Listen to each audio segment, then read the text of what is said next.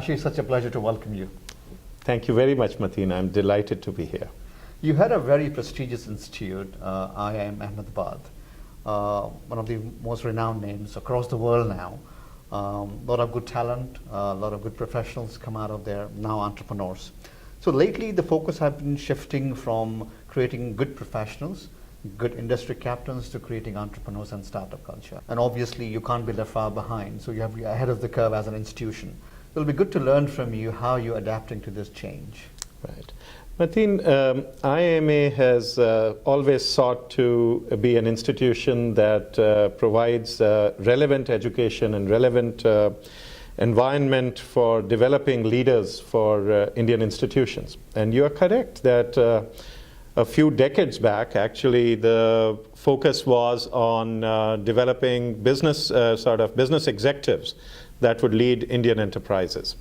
In recent years, however, we have noticed that our students have been going into a number of non-traditional settings. So they've gone into government, into social sector, but also increasingly and in larger numbers into entrepreneurship directly out of management school. So in fact, we have redefined our vision. Our alumni have led the way. So looking at what they are interested in and where they are headed, our vision today is to educate leaders of enterprises. And these might be businesses, but these might as well be entrepreneurial startups. These might be social environment and so on. And in acknowledgement of this focus, increased focus of a larger fraction of our graduates, what we are trying to do is infuse our educational offerings with courses and experiences in entrepreneurship. So for instance, last year we had a review of our PGP program, which is like the MBA program, and as part of the review we decided to have a first-year required course in entrepreneurship so that students will get an exposure to ideas of entrepreneurship, what it takes to be successful as an entrepreneur, how do you interact with entrepreneurs. We've also worked on business plans and want to integrate those and other courses on entrepreneurship and related aspects in our elective curriculum. And as you know, one of our centers, the Center for Innovation and Incubation of Entrepreneurs, is one of the most active centers for incubating entrepreneurs in academic environments all over India. CIIE, I'm very happy to say, is the host to perhaps the largest business plan contest in the country called Power of Ideas. And although one would get an image sometimes that entrepreneurship in India is focused on the high-tech sector, in fact, on the ground, what we have been quite amazed by is the breadth of sectors in which we are seeing entrepreneurial efforts. And many of them have very significant social enterprise implications. So, for example, clean tech is one area. We have other areas such as being entrepreneurial in an agribusiness, rural setting, and so on. So we are very excited about it at IIMA, and we think that this is going to be increasingly a part of our students' learning and experience as they go through the IIMA experience. Now, when you look at Stanford here, most of the good thing that happened in Silicon Valley is Stanford has been a big contributor to that. So they create an ecosystem of entrepreneurship around it, and IIM Ahmedabad would be a good example to learn from this.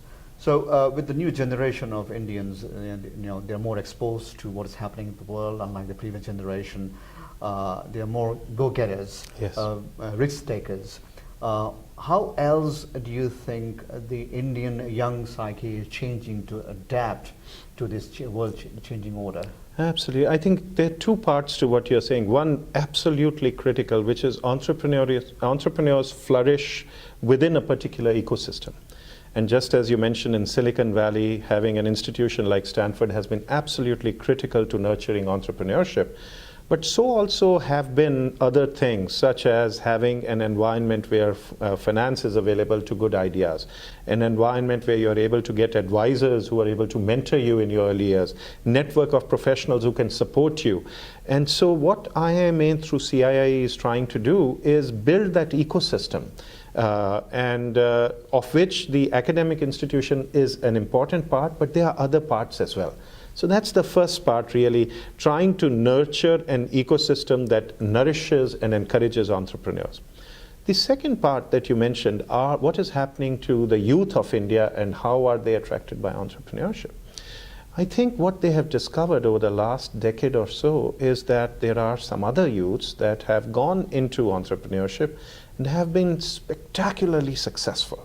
In addition, people who have gone into entrepreneurship and have not been spectacularly successful have, however, felt that the experience was very enriching. They've learned a lot and they've gone on to do wonderful things. So increasingly, the youth of India who have a degree of confidence and a degree of enthusiasm for building new things are saying, let's jump into doing something on our own earlier rather than later. So this is a significant change of mind, where earlier people used to say, let me first make sure that I have stabilized myself and I have taken care of some of the basic economic necessities and then jump into entrepreneurship. Increasingly, the youth of today are saying, early in my career, let me try and be entrepreneurial. When I have energy, when commitments are few, and if I'm successful, I'll soar on. If not, I'll have learned a lot, and then I'll move on. So that is making the entrepreneurial scene in India younger on average and becoming much more a hotbed of energetic, enthusiastic people wanting to succeed. And again, institutions like IIMA and others are in a wonderful situation here to help support these entrepreneurially minded young folks to succeed in their dreams and ambitions. And oh, by the way, many of us talk about demographic dividend in India, and we worry, on the other hand, about how will we create jobs for people. I think entrepreneurship is the way here, because what you create through entrepreneurship is not jobs that people then fit into and feel grateful for, but you create opportunities for people who will build enterprises that will actually offer jobs to others. So it's a wonderful, wonderful development, and we have to try and nurture it how we can. I have a supplement question in terms of, you mentioned jobs. India needs about 25 million jobs every year, and it's a huge number to create. Yeah. So just startups are not going to create that. Yes. There are already small-scale businesses across the country. Absolutely. They need refinement, they need coaching to scale to the next level. Yes. How do you think institutes like yours would come in handy to progress this one? I think you're right that entrepreneurship by itself will not create the jobs, but it'll contribute to that. Because for every entrepreneur that is successful, a number of jobs are created around the entrepreneur in the enterprise and in other enterprises that work with them. So although this is not the only solution, this is a dynamic and a very impactful contributor to giving people opportunities. The second argument or observation that you're making, I agree entirely. A lot of Indian business rests in what we call SMEs, small and medium scale enterprises. Very often there are communities that actually focus in on certain enterprises, and there is a great deal of community-specific knowledge on how that particular industry works that helps nurture people in those businesses. Challenge, however, is that although people become successful up to a certain size, going the next level and building these into larger organizations is a challenge.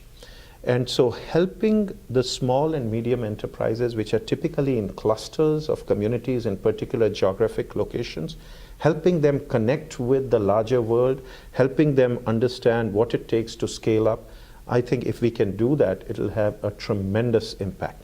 But that emphasizes, as you correctly mentioned, that institutions like ours, which would find it easier actually to go to some of the large enterprises, public sector or private sector, and work with them, we can have equally powerful an impact, and perhaps more powerful, working with groups of small and medium scale enterprises. It's actually in recognition of that that we have introduced very recently, within the last 1 year, several executive education courses that are focused on small and medium scale enterprises and in family businesses. So for example, we have just finished the first module of a course that we call YEP, Young Entrepreneurs Program. Entrepreneurs and people belonging to entrepreneurial families that are less than 40 years of age, who are learning how to take a business idea and scale it up. There's another program that we are now in the second year of, which also has had a great deal of people have found it very attractive. It's called TSMEP, which is a program for small and medium scale enterprises, again to help them through infusion of management skills and a sense of what it takes to grow in scale once you have a successful business model. I think that's been good for them. On the research side, what we are trying to do is collaborate with, so at Harvard University, Professor Michael Porter heads a team on industry and competitive strategy, which looks at clusters of industries in different parts of a nation. And we are trying at a research level to work with them and identify clusters in India where the cluster is very successful, even if they may not be a large business per se. And we all know about these clusters. For example, the diamond industry in Surat and around, and there are so many other similar examples. But to look at it with cluster as the unit of analysis rather than the enterprise, and then see what we can do to help that cluster flourish. Challenges for us, but wonderful, attractive challenges. It's such a pleasure to talk to you. I know there's a lot of great things that IIM Ahmedabad is doing, and you are at the helm of it. Wishing you all the very best. Thank you very much. We need all the support and all the good wishes. Thanks a lot.